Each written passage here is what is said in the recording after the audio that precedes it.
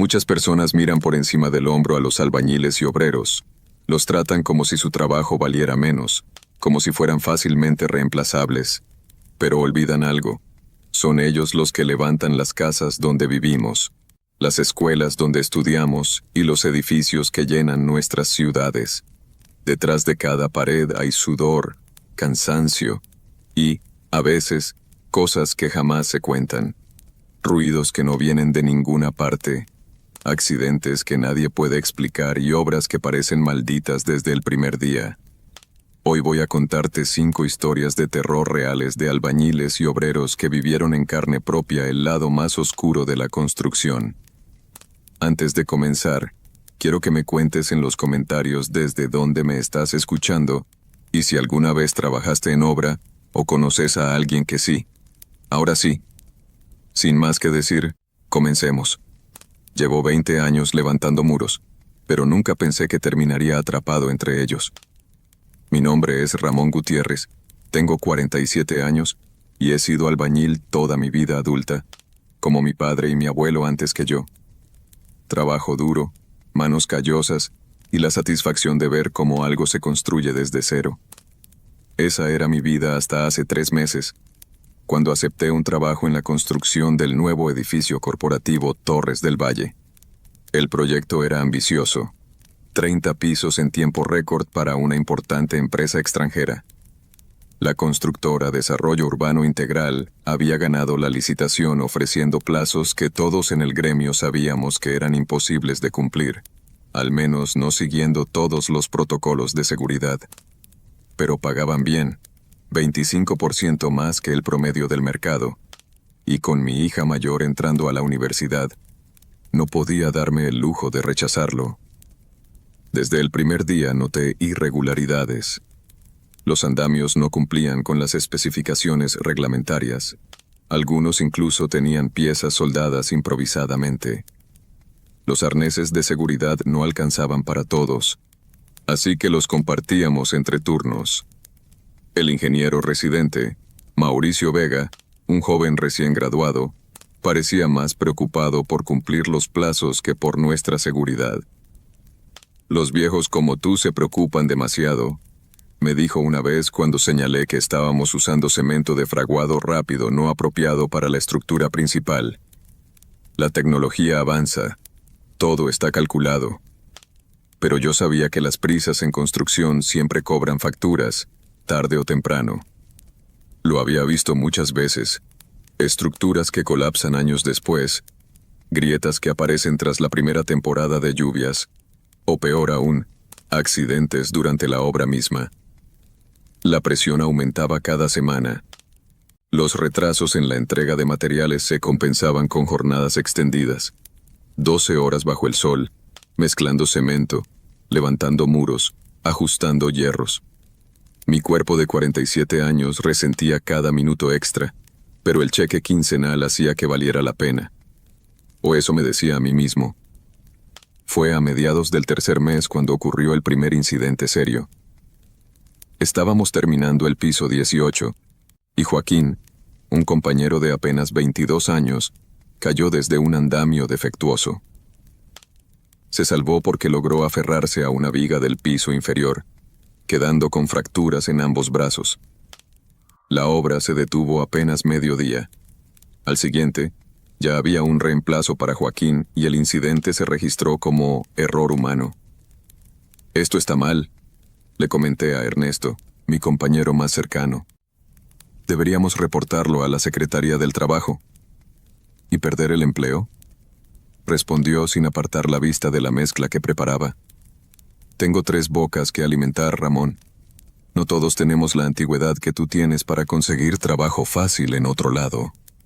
Tenía razón, por supuesto.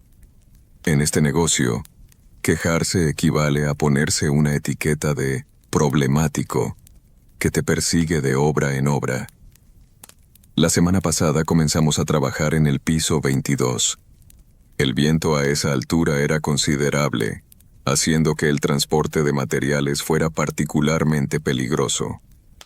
Notamos también que las columnas del piso 20 mostraban algunas grietas preocupantes, probablemente por el cemento inadecuado y el ritmo acelerado que no permitía un fraguado óptimo. Hablé con Vega, señalándole el problema. Se limitó a ordenar que las cubrieran con una capa adicional. Es solo superficial, insistió. La estructura está sólida, lo garantizo. Ayer por la mañana, sentí un presentimiento extraño al despertar.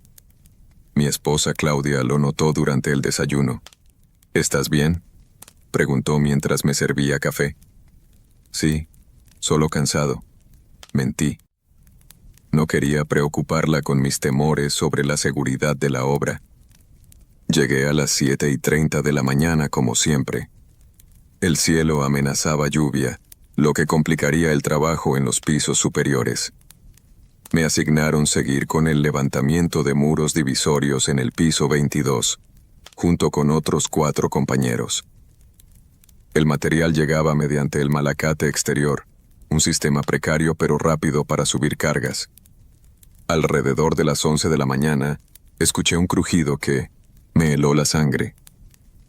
No era el sonido habitual de una estructura en construcción, era algo más profundo, como si el edificio mismo se quejara. Intercambié miradas con Ernesto, que también lo había notado. «Deberíamos bajar», sugerí, dejando la paleta en el balde de mezcla. Antes de que pudiera dar un paso hacia la escalera, sentí una vibración bajo mis pies. El piso comenzó a inclinarse ligeramente. Gritos de alarma surgieron de diferentes partes de la obra. «¡Evacuación! ¡Todo el mundo fuera!». La voz del capataz resonó, mezclada con el ruido creciente de concreto agrietándose. Corrimos hacia la escalera de servicio. El polvo ya comenzaba a levantarse, dificultando la visibilidad. Sentí otro crujido, más fuerte que el anterior, y parte del techo provisional se desprendió frente a nosotros, bloqueando parcialmente el paso. 4 pisos más abajo, escuché un estruendo ensordecedor. Las columnas del piso 20, las que habían mostrado grietas, estaban cediendo. «¡Por aquí!», gritó Ernesto, señalando una abertura entre los escombros. Nos arrastramos a través del angosto espacio. Mi corazón latía tan fuerte que podía sentirlo en mis sienes. El edificio se estremecía como un animal herido. Llegamos al piso 21, cubiertos de polvo y rasguños, pero vivos. La escalera principal estaba completamente bloqueada por escombros. El pánico comenzó a apoderarse de mí al darme cuenta de que estábamos atrapados entre 2 pisos colapsando. La escalera de emergencia del lado oeste. Recordé de repente. Era nuestro único camino. Avanzamos agachados, evitando las zonas donde el techo parecía más inestable. La estructura continuaba quejándose, cada sonido un recordatorio de lo precario de nuestra situación. Al llegar al punto donde debería estar la escalera de emergencia, encontramos solo una abertura vacía. La escalera prefabricada aún no había sido instalada, a pesar de ser un requisito para trabajar en esos niveles. «Nos mintieron», murmuró Ernesto, la traición evidente en su voz. Un nuevo temblor sacudió el edificio, más violento que los anteriores. El suelo bajo nosotros se abrió como una boca hambrienta. Vi a Ernesto caer, sus ojos abiertos por el terror, sus manos extendidas hacia mí en una súplica silenciosa que jamás podré olvidar. Logré aferrarme a una viga expuesta, quedando suspendido sobre un abismo de escombros y polvo. Debajo, podía escuchar gritos y el continuo colapso de la estructura. Por encima, lo que quedaba del piso 22 amenazaba con desplomarse en cualquier momento. Durante 6 horas permanecí aferrado a esa viga, mis músculos ardiendo, mis manos sangrando, cada minuto una eternidad de dolor y miedo. Pensé en Claudia, en mis hijos, en todas las cosas que debería haberles dicho esa mañana. Pensé en las advertencias ignoradas, en las regulaciones violadas, en las vidas sacrificadas por cumplir plazos imposibles. El rescate llegó al anochecer. Bomberos que arriesgaron sus vidas para sacarme de ahí. descendiendo desde un helicóptero porque la estructura era demasiado inestable para cualquier otro método. Me dijeron después, en el hospital, que tuve suerte. 17 de mis compañeros no la tuvieron, entre ellos Ernesto, cuyo cuerpo encontraron aplastado bajo toneladas de concreto, todavía sosteniendo en su mano la foto de su familia que siempre llevaba en el bolsillo de la camisa. Las investigaciones revelaron lo que ya sabíamos: materiales inadecuados, procesos apresurados, supervisión negligente, violaciones sistemáticas a los códigos de construcción. La empresa ofreció compensaciones mínimas a las familias, protegida por contratos que limitaban su responsabilidad. El ingeniero Vega enfrenta cargos, pero sus abogados argumentan que seguía órdenes superiores. Físicamente sobreviví. 3 costillas rotas, hombro dislocado, múltiples laceraciones y una lesión en la columna que me mantendrá fuera de las obras para siempre. Pero la verdadera herida es más profunda. Cada noche revivo esos momentos. El crujido de la estructura cediendo, los gritos de mis compañeros, la mirada de Ernesto mientras caía al vacío. La constructora quebró estratégicamente, reorganizándose bajo otro nombre. Las mismas personas siguen operando, levantando edificios con los mismos métodos. Yo, mientras tanto, lucho con los trámites burocráticos para que me reconozcan una pensión por incapacidad permanente. Los abogados dicen que mi caso es complicado, porque la empresa ya no existe legalmente. Mi hija tuvo que abandonar la universidad para ayudar en casa. Mi esposa ahora trabaja doble turno limpiando oficinas. Cada mañana me despierto con el sabor del polvo en la boca y el sonido del concreto quebrándose en mis oídos. La próxima vez que pases frente a un edificio en construcción, mira a los hombres en los andamios. Somos invisibles para la mayoría, manos anónimas que levantan los espacios donde otros vivirán y trabajarán. Recuerda que detrás de cada muro hay historias como la mía, historias de sacrificio, negligencia y vidas.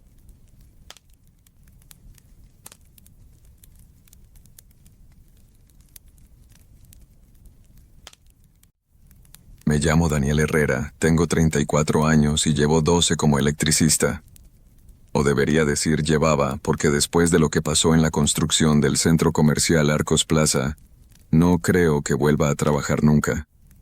Los médicos dicen que con terapia física podré recuperar parte de la movilidad en mi brazo izquierdo, pero las cicatrices de las quemaduras de 3er grado siempre me recordarán aquella noche del 17 de octubre, cuando descubrí que hay cosas peores que la muerte en una obra. Todo comenzó 3 meses antes, cuando la empresa Construcciones Ramírez me contrató junto con otros 5 electricistas para el proyecto. Era una oportunidad perfecta.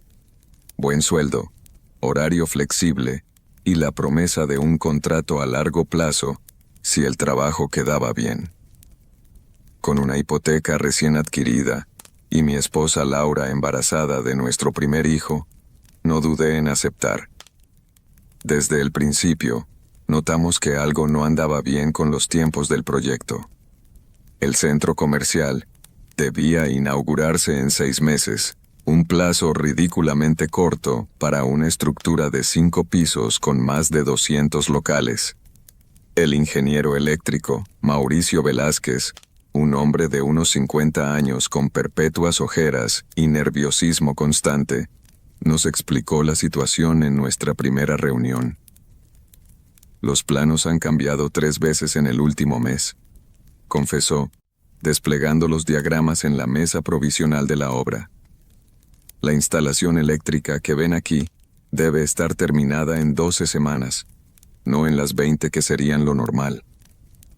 Rodrigo, el más experimentado de nosotros con casi 30 años en el oficio, silbó con preocupación. Eso significa recortar muchas verificaciones de seguridad, Mauricio. Haremos lo que podamos, respondió Velázquez sin mirarnos a los ojos. La constructora tiene penalizaciones millonarias si no cumple los plazos. Durante las primeras semanas, intentamos mantener los estándares a pesar de la presión. Trabajábamos en turnos extendidos, a veces hasta 14 horas, instalando canaletas, tendiendo cables y montando tableros. El cansancio empezaba a pasar factura. Eduardo, un compañero de mi edad, sufrió una descarga leve por conectar erróneamente un circuito. Nada grave, pero una clara señal de alerta. A finales del segundo mes, comenzó lo verdaderamente preocupante. Para acelerar el trabajo, la constructora decidió que los electricistas trabajaríamos en paralelo con otras especialidades, algo que contradice todos los protocolos. Normalmente, las instalaciones eléctricas deben completarse antes de cerrar muros o instalar cielos falsos, pero ahora compartíamos espacios con plomeros, tablarroqueros y hasta con los instaladores de aire acondicionado. Esto es un desastre esperando a ocurrir, le comenté a Rodrigo mientras intentábamos tender cables en un espacio donde simultáneamente instalaban ductos de ventilación. No se puede trabajar así. Lo sé, respondió, limpiándose el sudor de la frente. Ya he presentado 3 reportes de seguridad. Desaparecen en el escritorio de alguien. Fue entonces cuando empezaron los accidentes menores. Cables mal etiquetados, conexiones temporales que se volvían permanentes, tableros sobrecargados. La presión para entregar nos obligaba a tomar atajos que ninguno habría considerado en circunstancias normales. 3 semanas antes de la fecha límite, nos informaron que trabajaríamos en turnos nocturnos adicionales. El centro del problema estaba en el cuarto de transformadores principales, una instalación compleja que alimentaría todo el centro comercial. Según los nuevos planos, debíamos instalar un transformador de 13.200 voltios a 480 sobre 277 significativamente más grande que el originalmente planificado, debido a modificaciones de último minuto en los sistemas de climatización. Me tocará supervisar el turno nocturno, me informó Velázquez. Te quiero a ti y a Carlos trabajando conmigo de 11 de la noche a 7 de la mañana. Pagarán triple por esas horas. La oferta económica era imposible de rechazar con un bebé en camino, pero algo en mi interior me advertía que no lo hiciera. Laura también me lo pidió. No me gusta, Daniel, me dijo mientras cenábamos. Siempre dices que el trabajo eléctrico nocturno es el más peligroso. Solo serán 3 semanas, la tranquilicé. Además, estaré con Velázquez y Carlos. Entre 3 es más seguro. Qué equivocado estaba. La primera semana del turno nocturno transcurrió sin incidentes graves, aunque la fatiga acumulada comenzaba a afectarnos. El sitio de construcción de noche adquiría una dimensión inquietante. Enormes espacios a medio terminar, iluminados apenas por lámparas temporales, el eco de nuestras voces rebotando en las paredes desnudas de concreto, y el ocasional ruido de ratas o palomas que habían hecho de la obra su hogar. A mediados de la segunda semana, Carlos se reportó enfermo. Fiebre alta, probablemente por agotamiento. Asumí que cancelarían el turno o traerían a otro compañero. Seguiremos solo nosotros 2, decidió Velázquez cuando le pregunté. No hay tiempo para entrenar a alguien más en este punto. Esa noche trabajamos en la instalación de las barras principales de cobre que conectarían el transformador con los tableros de distribución. Un trabajo meticuloso que normalmente requiere al menos 3 personas. Una para sostener, otra para ajustar y una tercera para verificar alineaciones. Con solo 2, la tarea se volvía no solo más lenta sino considerablemente más peligrosa. Deberíamos esperar a que Carlos se recupere, sugerí mientras luchábamos para maniobrar una barra de 15 kilos en un espacio reducido. Velázquez negó con la cabeza, gotas de sudor cayendo sobre los planos. La inauguración no se moverá. O lo hacemos nosotros, o traerán a otro contratista que lo haga peor y más rápido. Alrededor de las 3 de la mañana, completamos la instalación de las barras. Exhaustos, nos sentamos a tomar café del termo que había traído. Fue entonces cuando Velázquez recibió una llamada que cambiaría todo. ¿Cómo que mañana? Eso es. Su rostro palideció mientras escuchaba. Entiendo. Sí, lo tendremos listo. Al colgar, me miró con una expresión que nunca olvidaré. Puro terror disimulado bajo una máscara de resignación profesional. Han adelantado la inspección preliminar. Vendrán mañana a mediodía, no la próxima semana. Necesitan verificar que el transformador funciona para aprobar la siguiente fase de financiamiento. Pero ni siquiera hemos terminado las protecciones secundarias, protesté, y faltan todas las pruebas de aislamiento. Lo sé, respondió, frotándose los ojos enrojecidos. Pero no tenemos opción. Tendremos que hacer una energización de prueba esta misma noche. Mi estómago se contrajo. Energizar un sistema incompleto, sin las debidas verificaciones, era precisamente el tipo de decisión que provocaba accidentes fatales. Es una locura, Mauricio. Va contra todo protocolo. ¿Crees que no lo sé? Estalló, su voz amplificada por el espacio vacío. Tengo 3 hijos en la universidad y un divorcio que me desangra financieramente. No puedo perder este trabajo. Debí haberme marchado en ese momento. Debí llamar a la supervisión de obra, incluso a las autoridades. Pero también tenía mi propia familia que alimentar, mi propio futuro que proteger, y confiaba en la experiencia de Velázquez. Un error fatal. Trabajamos frenéticamente las siguientes 2 horas, completando conexiones temporales y asegurándonos de que al menos los sistemas críticos de protección funcionaran. A las 5:30 de la mañana, Velázquez decidió que estábamos listos para la energización de prueba. Iré al interruptor principal mientras tú verificas las lecturas en el tablero de distribución, indicó. Si algo no se ve bien, me avisas inmediatamente por radio y desconecto. Me posicioné frente al tablero principal, multímetro en mano. El cansancio nublaba mi juicio, pero aún así, noté algo inquietante. Uno de los sellos de los ductos por donde entraban las acometidas principales mostraba signos de humedad. La obra tenía filtraciones frecuentes cuando llovía, y había estado lloviendo toda la semana. Mauricio, hay humedad cerca de las acometidas, informé por radio.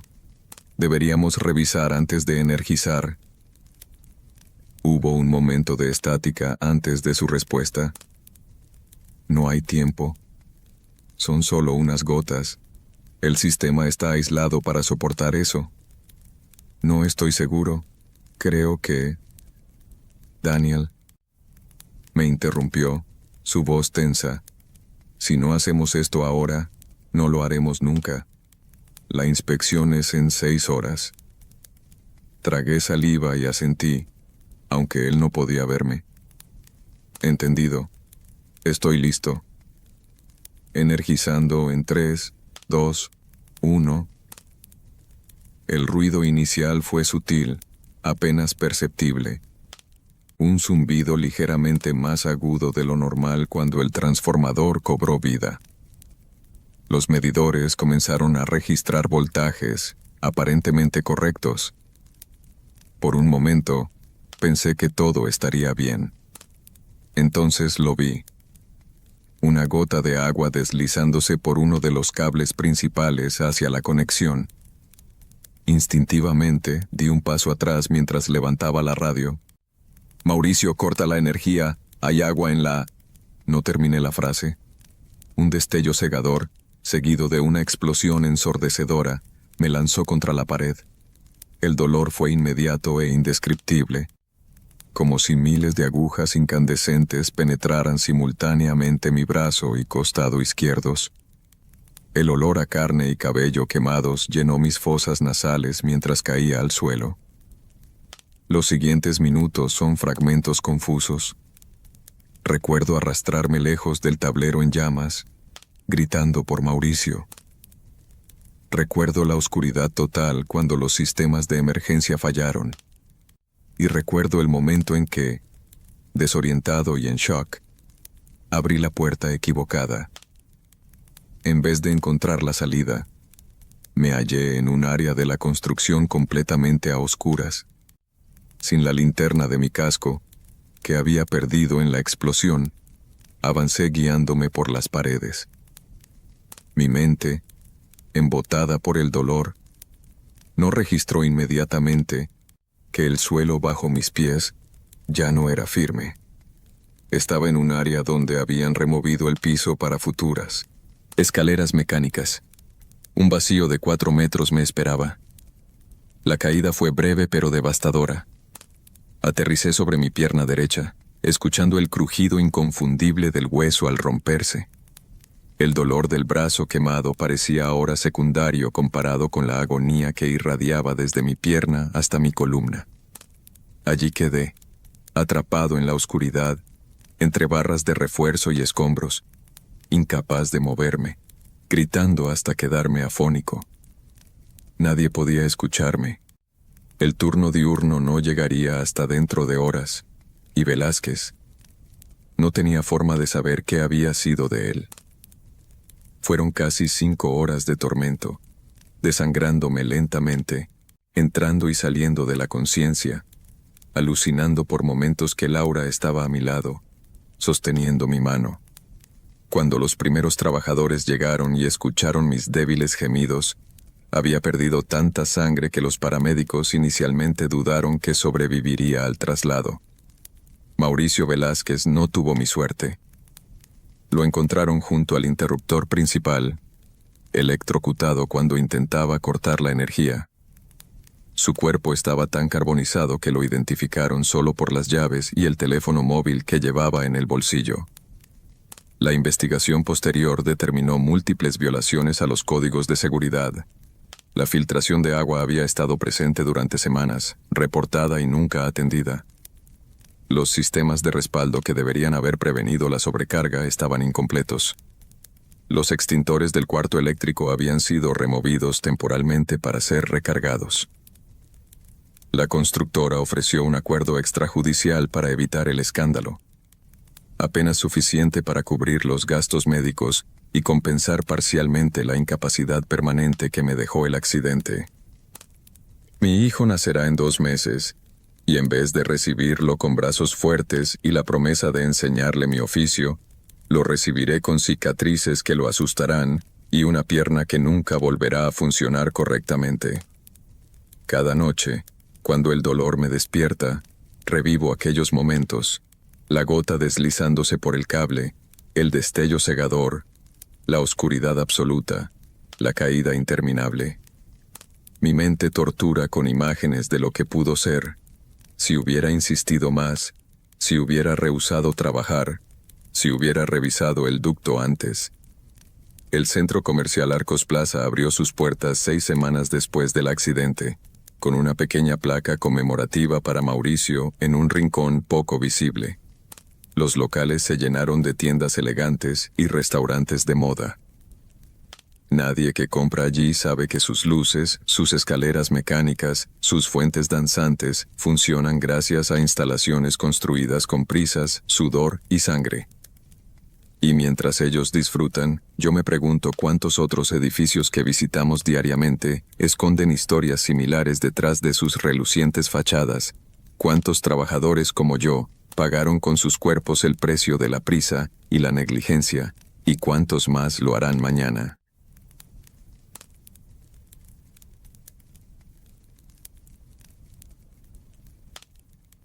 Nunca olvidaré esa obra. Llevaba 15 años como plomero, trabajando principalmente en remodelaciones residenciales y pequeños proyectos comerciales. Mi nombre es Sergio Méndez, tengo 42 años, y hasta esa maldita obra del residencial Los Cipreses, creía conocer todos los riesgos de mi oficio. Me equivoqué. La constructora Edificaciones Modernas me contrató como subcontratista para instalar las tuberías sanitarias y de agua potable en un complejo de 6 edificios de lujo. El pago era excelente, casi el doble de mi tarifa habitual, lo que me permitiría finalmente comprar ese taller propio que tanto había soñado. Debí sospechar cuando el ingeniero de obra, Martínez, Mencionó que el plomero anterior había renunciado repentinamente 3 semanas antes. Necesitamos avanzar rápido, Méndez, me dijo mientras recorríamos el proyecto. El plazo de entrega es inamovible y llevamos 2 semanas de retraso. Los inversionistas están presionando. El edificio 3, donde me asignaron inicialmente, era una estructura de 5 pisos con sótano para estacionamiento. La cimentación y estructura estaban completas, y los albañiles terminaban los muros interiores. Mi trabajo consistía en instalar las líneas principales, conexiones de desagüe y alimentación para 40 departamentos de lujo.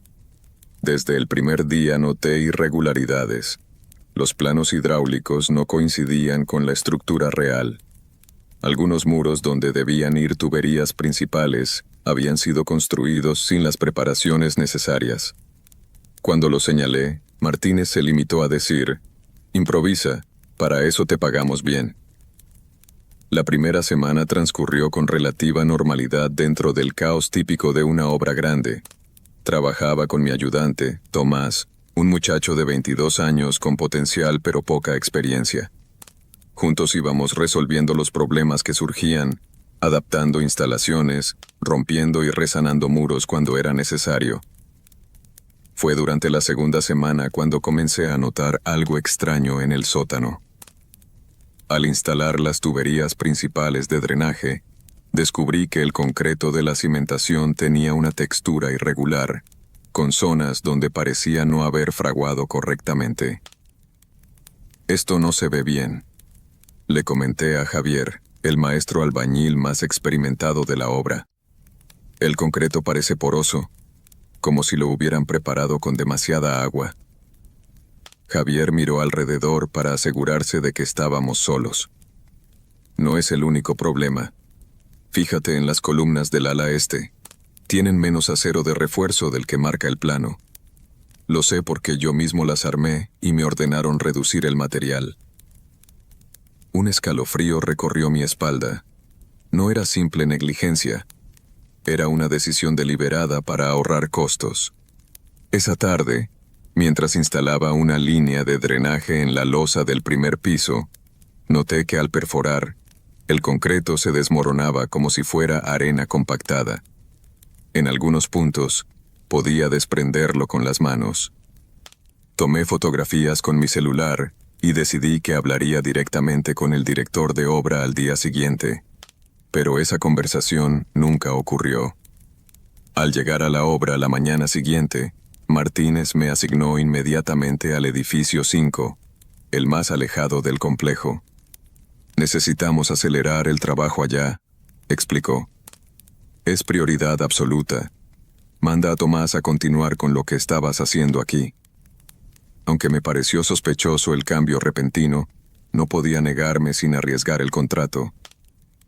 El edificio 5 estaba en una fase más temprana, con la estructura apenas terminada y los muros en proceso.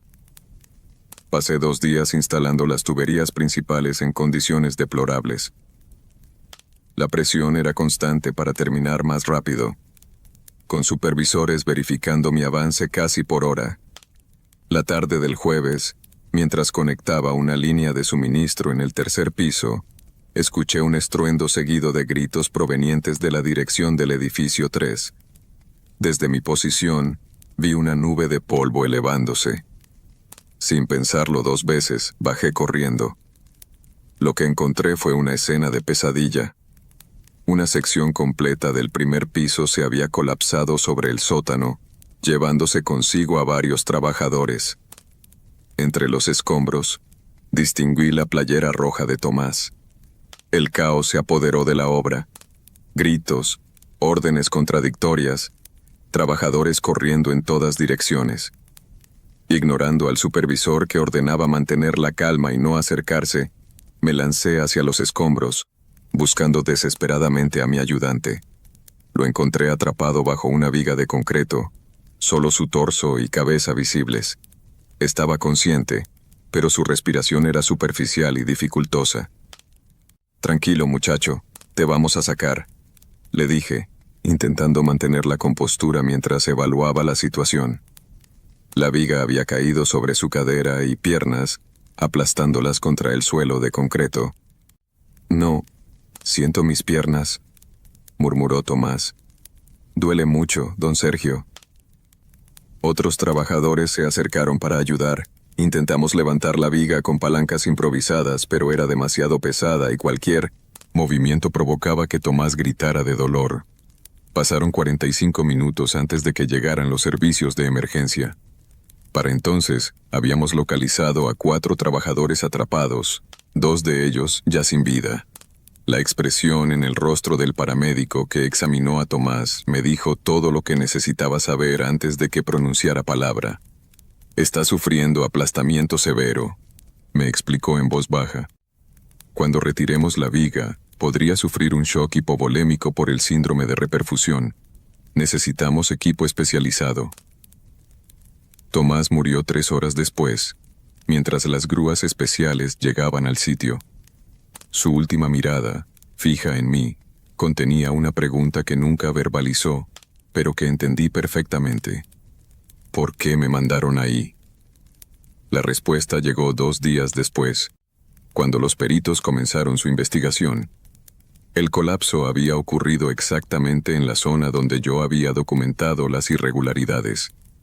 La constructora había intentado reforzar apresuradamente esa sección, enviando a Tomás y otros trabajadores a realizar trabajos de apuntalamiento improvisados que resultaron insuficientes.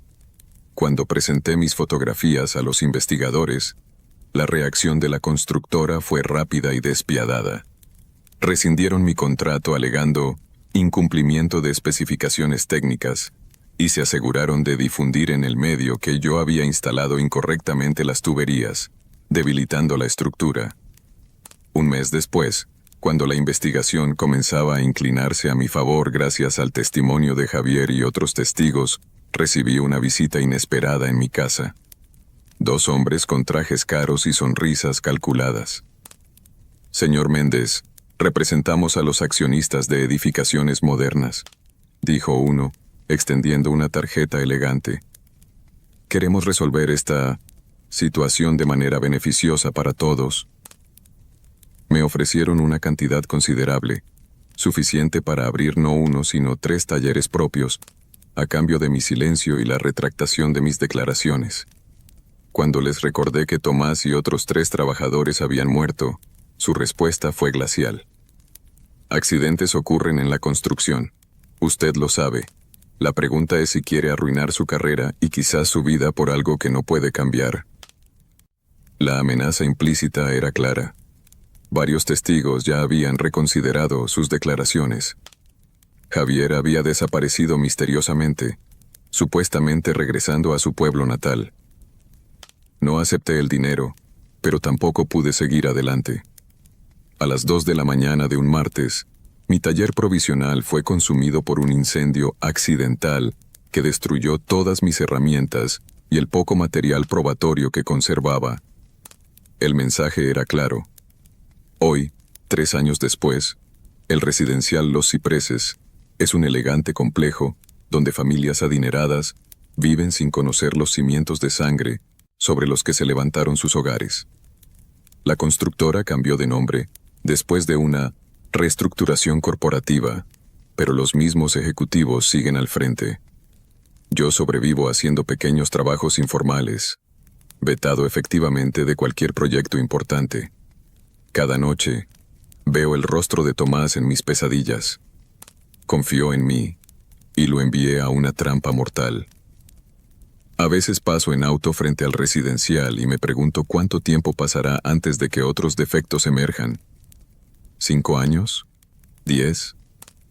El concreto defectuoso que vi no estaba solo en esa sección. Estaba por todo el edificio. La semana pasada, mientras instalaba un calentador en una casa modesta, el dueño mencionó casualmente que acababa de comprar un departamento en la nueva fase del residencial Los Cipreses. Me mostró orgulloso los planos y las elegantes fotos del folleto promocional. Le sonreí mecánicamente, incapaz de articular palabra. ¿Qué podía decirle? Que su sueño estaba construido sobre mentiras, codicia y sangre. El terror real no está en monstruos imaginarios ni en fenómenos sobrenaturales. Está en las decisiones que tomamos por dinero, en los ojos que cerramos ante la injusticia, en el silencio que mantenemos por miedo.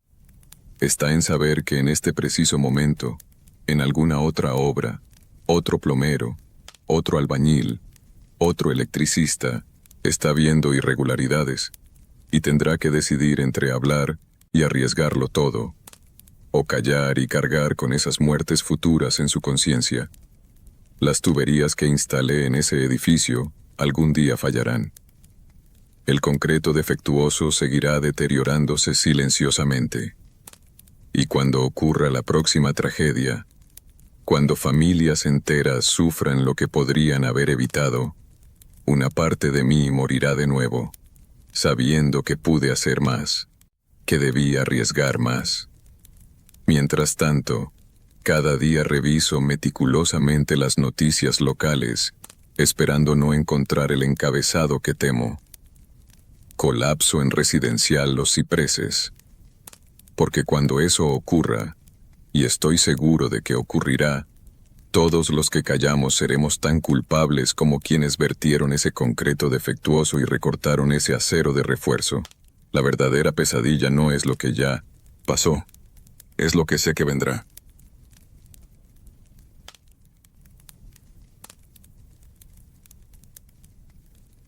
Nunca pensé que mi oficio me llevaría a enfrentar la muerte cara a cara. Me llamo Carlos Mendoza, tengo 42 años y llevo casi 2 décadas certificado como instalador gasista matriculado. Mi experiencia me ha llevado de pequeñas instalaciones domésticas a grandes proyectos industriales. El hombre de la nariz de oro me llamaba mi padre, también gasista, por mi capacidad para detectar fugas que otros pasaban por alto. En este trabajo, un error puede significar la diferencia entre la vida y la muerte, no solo la tuya, sino la de decenas de personas. El proyecto residencial Vista Norte parecía un trabajo como cualquier otro. Un complejo de apartamentos de lujo, 12 pisos, 8 unidades por nivel, instalación completa de red de gas para calefacción central y servicios individuales. La constructora Alianza Proyectos tenía prisa por terminar. Estaban ya con 3 meses de retraso y las penalizaciones contractuales comenzaban a acumularse. Desde el primer día, algo no me olió bien. Y en mi profesión, los olores importan. El ingeniero a cargo, Alberto Méndez, un hombre delgado con permanente olor a cigarrillo y ojeras profundas, me recibió con impaciencia evidente. Necesitamos esto listo en 3 semanas, no en las 6 que dice tu presupuesto, me dijo sin siquiera mirar los planos que sostenía. Tenemos compradores esperando y la licencia municipal vence el mes próximo. Las certificaciones de seguridad no se pueden apresurar, le respondí, acostumbrado a este tipo de presiones. Cada soldadura, cada conexión, cada válvula tiene que probarse correctamente. Mira, Mendoza, no eres el único gasista matriculado en la ciudad. Su tono era una amenaza apenas velada. Hay otros dispuestos a ajustarse a nuestros tiempos. Acepté el trabajo por necesidad. Mi hija menor, Laura, necesitaba un tratamiento dental costoso, y mi esposa había sido recién diagnosticada con artritis reumatoide. El dinero extra por la urgencia vendría bien, aunque significara trabajar jornadas extendidas. Mi ayudante, Pablo, un joven aprendiz de 24 años, notó mi incomodidad cuando regresé de aquella primera reunión. ¿Problemas con los jefes, don Carlos? Los de siempre, respondí, ocultando mi preocupación. Quieren calidad de primera a precio de oferta y para ayer. La primera semana transcurrió sin incidentes mayores. Instalamos las líneas principales de distribución en el subsuelo y los primeros 3 pisos. Trabajábamos con eficiencia, aunque a un ritmo agotador. Era finales de junio, pleno invierno, y el frío se colaba por las ventanas sin instalar, haciendo que nuestros dedos se entumecieran mientras manipulábamos herramientas y soldábamos conexiones. Los problemas comenzaron en la segunda semana, cuando detectamos inconsistencias en los materiales entregados. Las tuberías de acero galvanizado no correspondían a las especificaciones del proyecto. Eran de menor calibre y calidad dudosa. Esto no cumple con la normativa, le señalé a Méndez en su oficina provisional, mostrándole la tubería. Es peligroso instalar esto en una red de gas.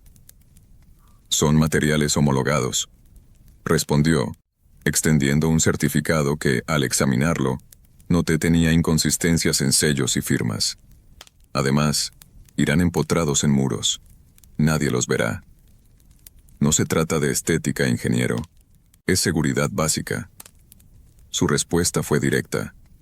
Si tienes problemas con los materiales, podemos buscar otro contratista. Debí renunciar en ese momento. Lo supe entonces y lo sé ahora con dolorosa claridad. Pero pensé en las facturas médicas sobre mi mesa, en la hipoteca, en Pablo que necesitaba este trabajo. Decidí seguir, prometiéndome compensar la menor calidad con instalación impecable y pruebas adicionales. A mediados de la tercera semana, alcanzamos el 8º piso. El ritmo de la obra se había acelerado frenéticamente. Decenas de obreros trabajaban simultáneamente. Albañiles levantando tabiques, electricistas tendiendo cables, plomeros instalando tuberías de agua. La coordinación era caótica, con diferentes equipos interfiriendo en el trabajo de otros. Fue entonces cuando noté algo alarmante. Algunas secciones de tubería que habíamos instalado días antes habían sido perforadas por clavos y tornillos colocados por otros trabajadores para sujetar paneles y estructuras. Necesitamos detener la obra y revisar toda la instalación, le dije a Méndez esa tarde. Hay daños en líneas ya probadas. Es un riesgo potencial grave. Su reacción fue explosiva. ¿Detener la obra? ¿Estás loco? Tenemos al intendente visitando en 3 días. Repara lo que puedas y seguimos adelante. No funciona así, insistí. Cada perforación compromete la integridad del sistema. Necesitamos verificar la red completa nuevamente. Haz lo que te digo o busco quien lo haga. Fue su respuesta final antes de dar la conversación por terminada. Esa noche apenas dormí. La responsabilidad me pesaba como una losa. Decidí que, con o sin autorización, revisaría metódicamente cada sección instalada. Le pedí a Pablo que me ayudara, explicándole la gravedad de la situación. No quiero ser parte de una negligencia que pueda costar vidas, le dije. El viernes, mientras realizábamos pruebas en el 5º piso, Méndez apareció acompañado por otro hombre que se presentó como Rafael Quintero, dueño de otra empresa de instalaciones. Mendoza, agradecemos tu preocupación, dijo Méndez con falsa cordialidad. Pero hemos decidido que Quintero se encargará de las certificaciones finales y las conexiones restantes. Pueden terminar la jornada y pasar mañana a recoger su pago final.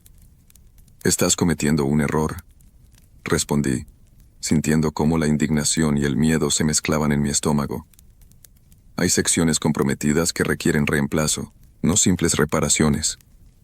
Ya tomamos la decisión, interrumpió Quintero, un hombre de aspecto descuidado que ni siquiera llevaba las credenciales visibles. Asumiré la responsabilidad desde aquí. Intenté explicarles los puntos específicos de preocupación, pero era evidente que no les importaba. Para ellos, yo era un obstáculo para cumplir plazos, no un profesional señalando riesgos reales. Esa tarde, mientras recogíamos nuestras herramientas, Pablo me confesó que necesitaba desesperadamente el trabajo y que Quintero le había ofrecido quedarse como su asistente. Lo entiendo, le dije sin rencor. Pero ten cuidado. Este hombre no parece respetar los protocolos básicos. Al día siguiente, sábado, regresé solo para recoger el pago y algunas herramientas que habíamos dejado. La obra estaba inusualmente activa para ser fin de semana. Quintero y su equipo ya estaban conectando la red principal de gas para realizar pruebas, saltándose decenas de verificaciones intermedias que eran obligatorias. Méndez me vio y se acercó con mi cheque. Tu finiquito, Mendoza. Firma aquí liberándonos de responsabilidad por tu trabajo hasta la fecha. Mientras firmaba, escuché a Quintero ordenando presurizar la red para pruebas sin haber completado las revisiones visuales de las reparaciones. Un escalofrío recorrió mi espalda. Eso no es seguro, señalé alarmado. Hay que verificar cada reparación antes de presurizar. Ya no es tu problema, respondió Méndez, guardando mi recibo firmado. Quintero sabe lo que hace. Debí marcharme en ese momento, pero 20 años de oficio no te permiten dar la espalda a un peligro inminente.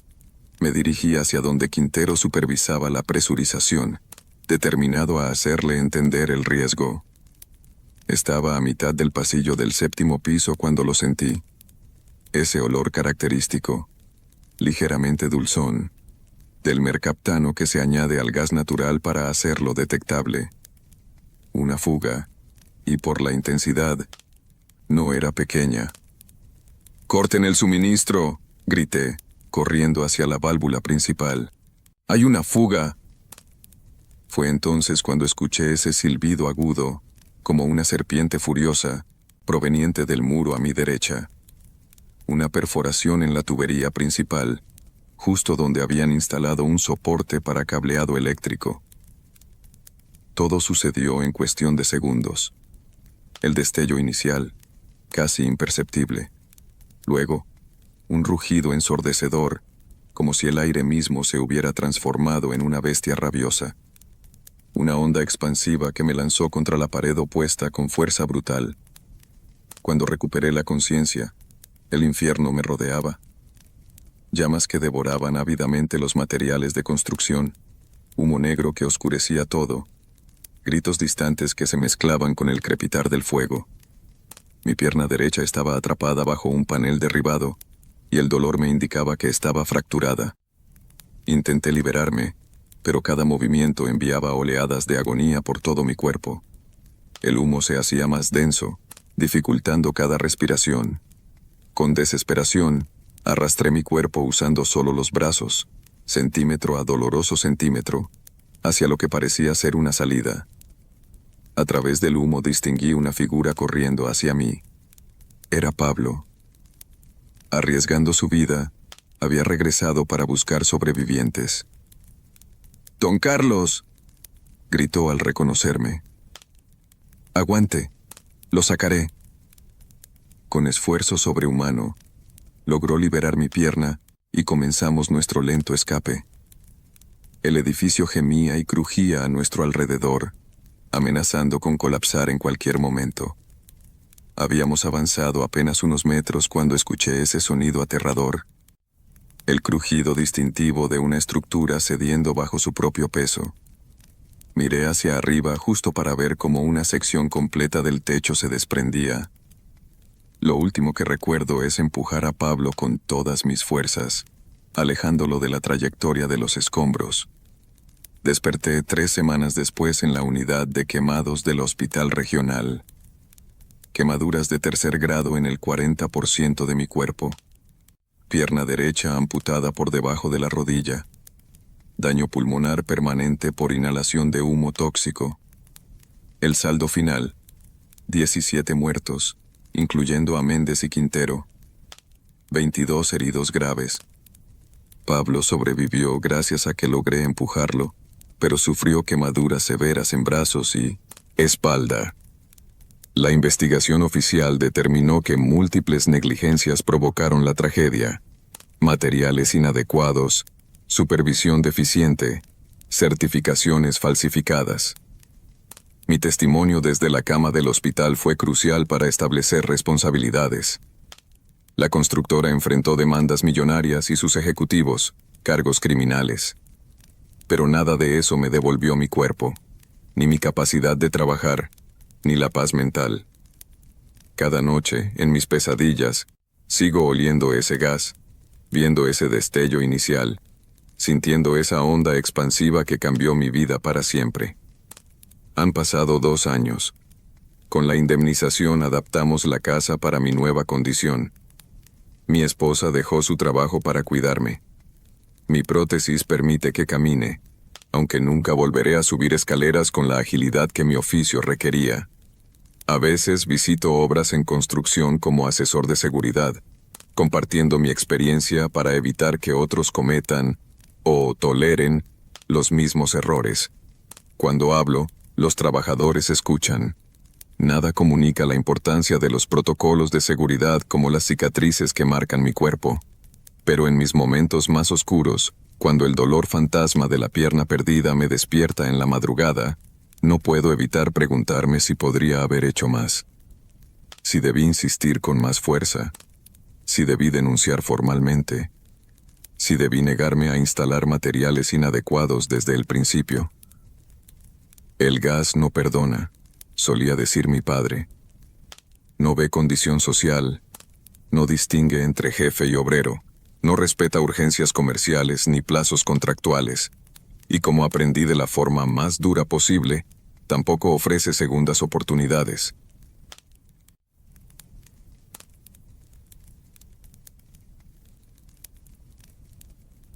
«30 años trabajando la madera te enseñan a respetarla. Aprendes a reconocer sus voces, el crujido de advertencia antes de romperse, el susurro satisfecho cuando encaja perfectamente, el gemido de protesta cuando la fuerzas contra su veta. La madera te habla, si sabes escucharla. Eso fue lo que mi padre me enseñó cuando empecé como aprendiz en su pequeño taller a los 14 años. Debería haberla escuchado aquella última noche en la mansión Rivero. Me llamo Sebastián Mendoza, carpintero de oficio, especialista en restauraciones de estructuras históricas. A mis 52 años, pensaba que lo había visto todo en este negocio, desde mansiones coloniales hasta iglesias centenarias. Pero el proyecto de restauración de la mansión Rivero, una casona de 1890 que un importante político había comprado para convertirla en su residencia, sería mi último trabajo. Todo comenzó bien. El arquitecto Delgado, un hombre ambicioso de unos 40 años con conexiones importantes, me contrató personalmente. «Necesito al mejor para esto, Mendoza», me dijo mientras recorríamos las habitaciones vacías de la mansión.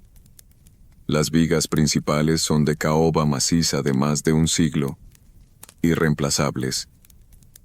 La mansión era impresionante incluso en su deterioro.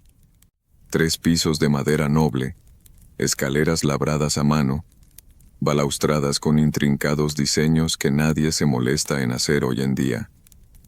Pero también notaba los problemas ocultos bajo su belleza superficial. Manchas de humedad en los techos, ligeras inclinaciones en los pisos, y ese olor peculiar a madera enferma que he aprendido a identificar con los años. «Esta casa necesita más que una restauración cosmética», le advertía Delgado mientras examinaba una viga del segundo piso. «Hay daño estructural serio aquí». Él asintió distraídamente, consultando su teléfono. «Haga lo necesario, pero recuerde que la inauguración está programada para el mes próximo. El ministro ya envió las invitaciones». 4 semanas para resolver problemas que requerían 3 meses de trabajo cuidadoso. Era la historia de siempre. Plazos imposibles para satisfacer vanidades, sin importar los riesgos. Contraté a 2 ayudantes. Miguel, un joven aprendiz ansioso por aprender, y Darío, un carpintero veterano con problemas de alcohol pero manos expertas cuando estaba sobrio. Comenzamos evaluando cada viga, cada soporte, cada tabla del piso. El diagnóstico empeoraba con cada descubrimiento. Termitas en la estructura del ático, pudrición seca en varias vigas maestras del segundo piso, cimientos de madera comprometidos por décadas de humedad. «Esto no es viable en 4 semanas», le dije a Delgado al presentarle mi informe. «Las vigas principales del segundo piso necesitan ser reemplazadas, no reparadas. Su respuesta fue predecible. Imposible retrasar la inauguración. ¿Qué podemos hacer para que al menos se vea bien y sea seguro temporalmente? Después tendremos tiempo para reparaciones permanentes. Intenté explicarle que en restauración estructural no existen las soluciones temporales seguras, pero era como hablar con una pared recién pintada, bonita por fuera, hueca por dentro. A regañadientes, diseñé un plan para reforzar las estructuras más comprometidas mientras manteníamos la apariencia original. Trabajábamos desde el amanecer hasta bien entrada la noche. A medida que desmontábamos secciones, descubríamos nuevos problemas ocultos durante décadas detrás de paneles y bajo pisos. 3 días antes de la fecha límite, mientras trabajaba solo en el ático, reforzando una conexión entre vigas, escuché ese sonido que ningún carpintero quiere oír. Un crujido lento, profundo, que reverberó por toda la estructura. La madera hablando, advirtiendo. Bajé inmediatamente al segundo piso, donde Miguel y Darío estaban terminando de instalar un piso nuevo sobre las vigas reforzadas. ¿Escucharon eso?, pregunté, aunque por sus rostros tranquilos era evidente que no. ¿Qué cosa, don Sebastián? Miguel dejó su martillo, preocupado por mi expresión. La casa se está quejando, respondí, incapaz de explicar mejor esa sensación que todo carpintero veterano desarrolla. Darío, quien había estado tomando solo una cerveza durante el almuerzo, que realmente habían sido 3, se rió. Las casas viejas siempre hacen ruidos, Sebastián. ¿Te estás poniendo paranoico? Quizás tenía razón. Quizás eran los años acumulados, el cansancio de las jornadas interminables, la presión constante de los plazos imposibles. O quizás era la madera, intentando decirme lo que mi intuición ya sospechaba. Estábamos pidiendo demasiado a una estructura demasiado débil. Al día siguiente, Delgado apareció con un grupo de trabajadores adicionales, electricistas, pintores, decoradores. La inauguración era en 2 días y quería acelerar los toques finales. El ruido, el tráfico constante de personas por escaleras que todavía estábamos reforzando, las herramientas eléctricas vibrando contra vigas que necesitaban estar inmóviles mientras el adhesivo estructural secaba, todo contraproducente. Esto compromete la calidad de nuestro trabajo, le reclamé en su oficina temporal instalada en la planta baja. Necesitamos al menos terminar los refuerzos principales antes de... Ya discutimos esto, Mendoza. Me interrumpió sin levantar la vista de los planos decorativos que revisaba. Si no puede adaptarse a las circunstancias, ¿puedo encontrar quien termine el trabajo? La amenaza era clara. Con una hipoteca que pagar y un nieto con necesidades médicas especiales que dependía de mí, no podía darme el lujo de perder este contrato. Regresé al segundo piso, donde estábamos instalando los últimos refuerzos en la viga principal que sostenía el salón de baile. Esa tarde, mientras aseguraba un soporte metálico a una viga, noté una vibración anormal bajo mis pies. Detuve mi taladro y presioné mi mano contra la madera, sintiendo su pulso. Algo estaba mal, muy mal. «Miguel, Darío, todos fuera, ahora», grité, corriendo hacia donde mis ayudantes trabajaban. Miguel me miró confundido, pero comenzó a moverse hacia la puerta. Darío, quien había regresado de su almuerzo más ebrio que de costumbre, simplemente se rió. «Deja de asustar al muchacho, Sebastián. Es solo tu imaginación de viejo». No tuve tiempo de responder. Un crujido ensordecedor llenó la habitación, seguido por un sonido que jamás olvidaré. El de madera cediendo bajo presiones para las que nunca fue diseñada. El piso empezó a inclinarse bajo nuestros pies. «¡Corran!», grité, empujando a Miguel hacia la puerta. Todo ocurrió en segundos. El piso del salón colapsó como una cascada de madera y escombros. Vi a Miguel alcanzar el umbral de la puerta, aferrándose al marco mientras el suelo desaparecía bajo él. Darío no tuvo la misma suerte. Su grito se mezcló con el estruendo mientras caía. Yo quedé atrapado en una isla temporal, una sección del piso sostenida precariamente por una columna. A través del polvo y los escombros, podía ver el piso inferior, donde los trabajadores adicionales huían despavoridos. Entre los restos distinguí el cuerpo inmóvil de Darío. ¡Ayuda!, grité, sabiendo que mi refugio no duraría mucho. Y entonces ocurrió la verdadera catástrofe. El colapso del segundo piso desestabilizó las columnas principales. Con un gemido agónico, la mansión comenzó a plegarse sobre sí misma. Vi cómo las paredes del salón se inclinaban hacia adentro, cómo la escalera principal se desprendía de sus anclajes. Vivía delgado, paralizado a media escalera, sus ojos encontrándose con los míos en un momento de terrible comprensión mutua, antes que toneladas de caoba centenaria lo sepultaran. No recuerdo claramente los minutos siguientes, el dolor, el polvo, la oscuridad. Sé que estuve consciente durante el colapso porque recuerdo el sonido, no solo el de la destrucción física, sino el lamento final de la madera, ese grito profundo cuando finalmente se rompe. Desperté en un hospital 3 días después.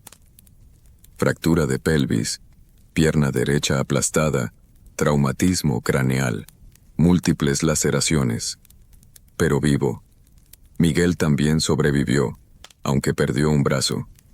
Darío y 7 trabajadores más, incluyendo a Delgado, no tuvieron esa suerte. Las investigaciones duraron meses. Peritos, comisiones, abogados. Descubrieron que las modificaciones previas a nuestra intervención habían comprometido aún más la estructura. Tabiques de carga eliminados en renovaciones anteriores, vigas maestras recortadas para ajustar sistemas de ventilación modernos, todo oculto detrás de acabados lujosos que nadie se molestó en revisar a fondo. Nuestras reparaciones apresuradas habían sido la gota final. La Fiscalía estableció responsabilidades compartidas. El arquitecto por imponer plazos irrazonables, los dueños anteriores por ocultar daños estructurales, incluso yo, por continuar trabajando a pesar de mis reservas. Eventualmente se llegó a un acuerdo extrajudicial. Recibí una compensación que apenas cubre mis gastos médicos. Los poderosos se protegieron entre sí, diluyendo responsabilidades en una maraña legal impenetrable. La familia de Darío no recibió nada porque técnicamente estaba ebrio durante horas de trabajo. Han pasado 2 años. Mi pierna derecha quedó inutilizable. Los médicos dicen que tengo suerte de conservarla. Ya no puedo trabajar. Mis herramientas, cuidadosamente acumuladas durante décadas, acumulan polvo en mi taller abandonado. A veces, en terapia física, conozco a otros trabajadores de construcción con sus propias historias de horror. Todos compartimos esa mirada, la de quienes han visto la fragilidad de las estructuras que la mayoría da por sentadas. En mis pesadillas, sigo escuchando ese crujido, ese lamento final de la madera. Me pregunto si podría haberlo evitado, si debería haberme negado categóricamente a continuar, si debería haber denunciado las condiciones a las autoridades. Pero en un país donde los trabajadores somos desechables y los poderosos intocables, probablemente habría terminado igual, desempleado, vetado de futuros, proyectos, incapaz de mantener a mi familia. Lo más doloroso es que sé que ahora mismo, en alguna otra obra, otro carpintero está escuchando advertencias similares. Está notando los mismos signos, sintiendo la misma inquietud. Y probablemente, presionado por necesidades económicas y plazos imposibles, también las ignorará hasta que sea demasiado tarde. Porque en nuestro oficio, la madera siempre habla antes de romperse. El verdadero horror no es que falle, sino que nosotros, conociendo su lenguaje, elijamos no escucharla.